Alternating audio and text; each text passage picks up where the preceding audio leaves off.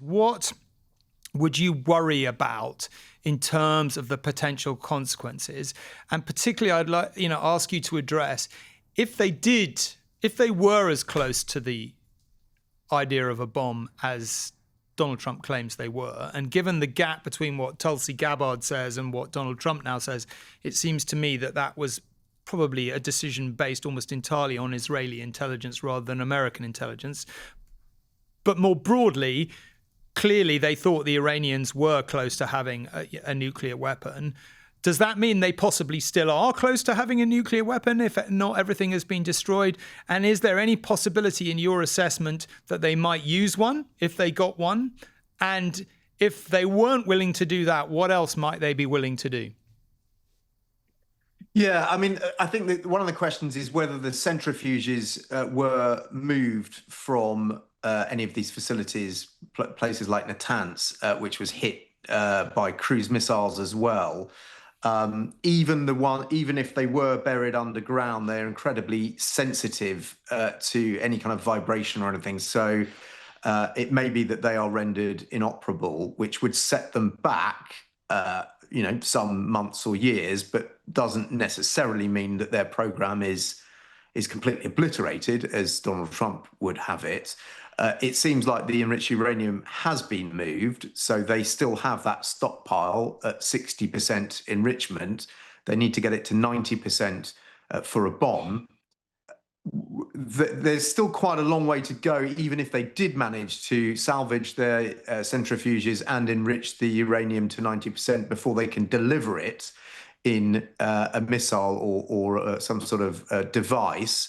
So I don't think anyone is seriously suggesting that they would be able to construct a bomb within weeks, but it is possible. I think most people we've talked to is suggesting that this may have knocked them back maybe a year or two, but it doesn't mean that their program is completely dismantled. Now, so that's the sort of nuclear part of this, that buys some time perhaps. But there's lots of other things they could do in response to this. They could try and close the Strait of Hormuz, for example, this vital shipping lane, that goes across the top of Oman there, where about 20 to 30% of the world's oil passes through. I watched a very interesting briefing from someone who's an expert in this the other day, and there's different ways they could do that. They have ship missiles. They have mines that they could deploy on the bottom of the straits, which would explode if a ship goes over them. I think most people suggest that that is a real last resort for them, because they know that would precipitate further US and Israeli action, and it would hurt their own exports. I mean, that would hurt their own oil exports as much as the rest of the world. So that is a real last card to play. Perhaps what's more likely is some sort of asymmetric attack against US interests in the region, which is, I think, what the US is bracing for. Something perhaps with plausible deniability, an act of terrorism that the Iranians can say was nothing to do with them, but sends a message, or some other strike, an increase of the tempo of strikes against Israel. Emma, do you think if the Iranians got, you're a long-term observer of Iran, if they got a nuclear weapon, if they managed to put one together, is it conceivable in your view that they would use it, given how genuinely limited and impotent they seem to be in conventional terms? And if you don't think that's a possibility, what consequences should America in particular, or indeed anyone else, be most worried about? Well, I think the first thing to point out is something that's been lost in much of the discussion about whether Iran is close to achieving a nuclear weapon, whether Iran will use a nuclear weapon. There is a fatwa in place, and it has been in place for years, that was put in place directly as a result of Iran's nuclear proliferation. And the fact that the Ayatollah deems it illegal under religious law for Iran to have a nuclear weapon. It is okay to have a nuclear program, but for that to move to weapon stage is deemed illegal under the Iranian regime's religious doctrines.